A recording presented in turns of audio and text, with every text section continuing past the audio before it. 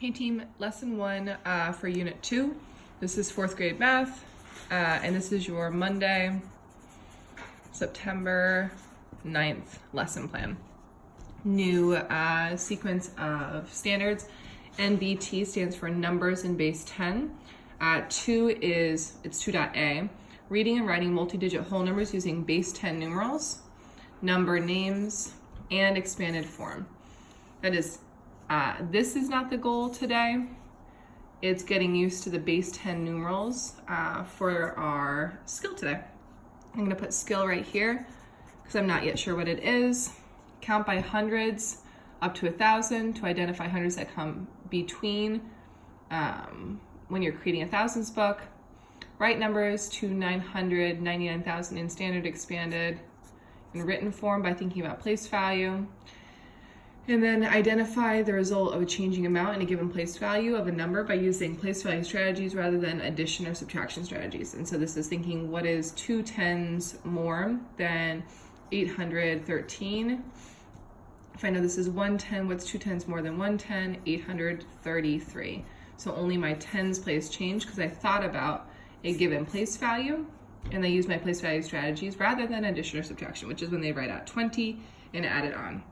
What do they have to get better at today? A lot of different things. First is being able to make a thousands book with their partner groups. So this is something that has to happen during workshop.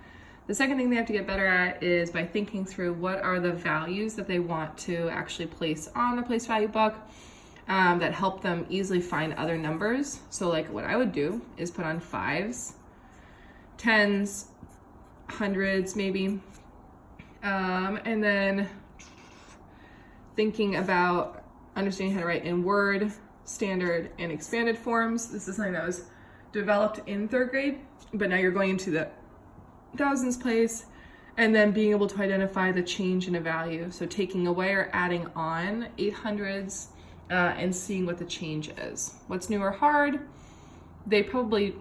Our kids probably have some weaker place value skills than we would assume. So we'll need to keep that in mind as we're working today, as well as they don't enjoy mental math, humans like in general, and so this is a skill that we need to develop. Mental math is actually quite important. Skill right now that I'm thinking is, I don't want to write I can use mental math, but by identifying a place value, I can identify the change in value, and then it's something around it's not adding or subtracting, but it's like increasing or decreasing. Let's see if that ends up being the skill. I can write numbers up to 10,000s in the standard form, expanded form, and written form. So then there's the second skill of I can write in, this is actually skill 2. Number 2, and then I can think about the changes numbers by thinking of place value and equivalent values. This is skill 1, but I think mine up above is by thinking about a given place value, I can identify the change in value and then use that change to find the new value.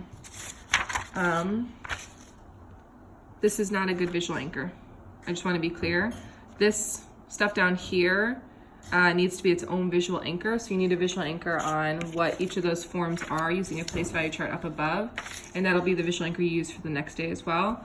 This visual anchor needs to be, you can use this if you want, but I actually think it should be 3 of these. And then at the bottom, then you have a second one. This is the forms. This one is place value. And so this is,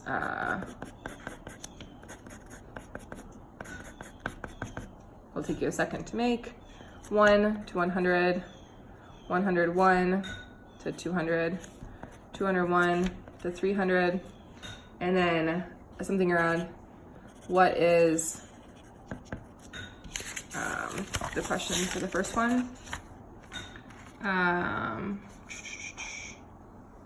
can we use what is 200 greater than 83? Greater than 83, and what's not the point is to put 200 plus 83 or 83 plus 200, but being able to isolate 80. Ooh, okay, I just went into the table. be able to isolate 83 there and say 100 more, 200 more. And I can think about the place value in 83. This is my ones, my tens, my hundreds, and what's 200 more than nothing? 283. That's the change. Okay. So your intro today is slotted to be 15 to 20 minutes, which is ridiculous and unnecessary, because your workshop is when kids are actually making this book. So your intro today is first talking about Keyshawn's problem, being able to identify how many sheets you need to get to 1,000, then thinking through what you should label on your grid. Then the second part is what's 200 more than 83. Then from there, that number 283 is what you use to be able to write in standard, expanded, and Word form. Then there's a challenge that they write the new number in standard, expanded, and Word form. So they first write it in just 83. So 8 and a 3, 83, and 80 plus 3, and then getting to 283 and doing the same. What are we working on today? We're working on writing numbers in standard, expanded, and Word form and using what we know about place value.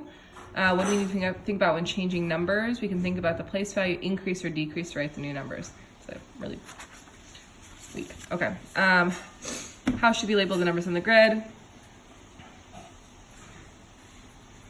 And then I like to do 10, 20, 30, 40, 50, 60, 70, 80, 90. We go across in case anyone needs that information. 2, 3, 4, 5, 5, 15, 25, 35, 45, 55, 65, 75, 85, 95. How can we use benchmark to find 83? I find 80, and then I'm going to count on from 3, or I can find 85 and count back by 2. So this is the first thing that I would do.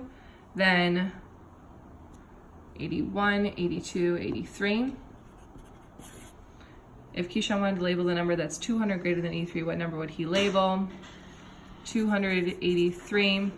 But this is because this is such low level math today, it's actually not important for me to model the math. It's important for me to talk you through like the thinking skill for kids. So your first question is, how many hundreds grids do we need to make a thousands book? Turn and talk to your partner. You need to get them to say 10, and how do they know? Great, then go ahead into this first chart. What numbers should you label to help you out? You might have kids starting to label all of them. You want to get to the place where they say 10s, 5s, even 1s can be really helpful. Mostly because it's not a thing that most people would think to do, and actually is quite helpful. Then you could just add on from any given place.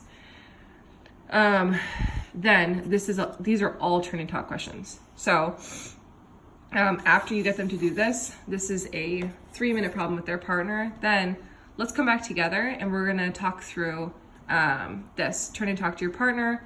What benchmark number would you use? Either 81, 85, or 80. Great, what if Keyshawn wanted to label them as 200 greater? Turn and talk. We want to get them to say this, but how do they know is so important. What 200s is that number between 200 and 300? How do you know? Write this number in all of these forms. This is the only time that I think that you should implement a place value chart. It's not in the lesson sequence, but it's going to be helpful. You have 3 1s, 8 10s, 2 hundreds. So this in standard form is just 283. In expanded form, 200 plus 80 plus 3. And in written form, 200, not 283, but 283. They get in here, they must make the thousands book. They can make them in their groups, so you don't have to print out so many pages. It needs to happen. And then miniature place value charts as you go along. The skill you're trying to get at today is 2-part. 1, can they read and write in standard, expanded, and Word? And can they use their knowledge about place value to find greater or lesser values with a single change in a